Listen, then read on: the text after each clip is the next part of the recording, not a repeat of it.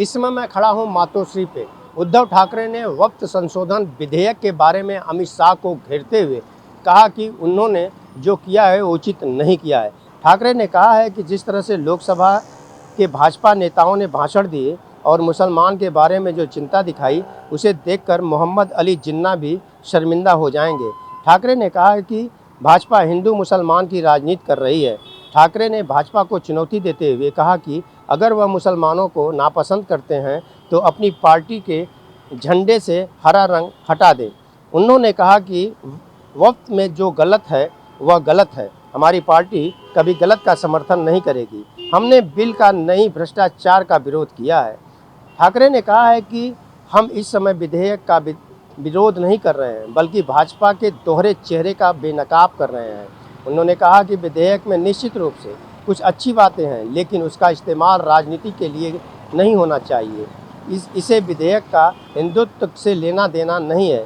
ठाकरे ने आरोप लगाया है कि वक्फ बोर्ड की जमीन छीनकर विधेयक के जरिए उद्योगपति मित्र को देने का भाजपा की चाल है और सरकार की आज वक्फ की जमीन के ऊपर आंख है।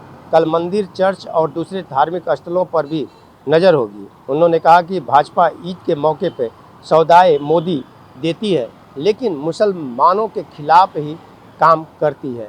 रही बात कि अब इस सारे मामले को देखते हुए अब देखने की बात यह होगी कि क्या आज जो है राज्यसभा में वक्फ बिल जो है वह पास होने जा रही है।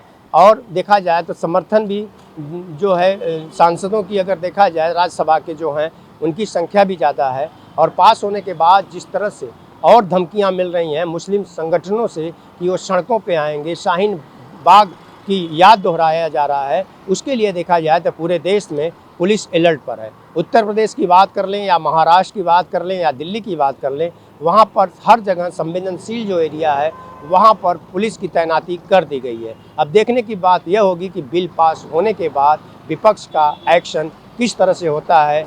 जो वो दावे कर रहे हैं कि वो सड़कों पे उतरेंगे, उसे लेकर के सरकार जो है चुस्त और दुरुस्त है। और रही बात पुलिस की, तो पुलिस प्रशासन भी अलर्ट मोड पर कर दिया गया है। ऑन टीवी न्यूज़ के लिए कैमरामैन बालक साहब, हरीश तिवारी।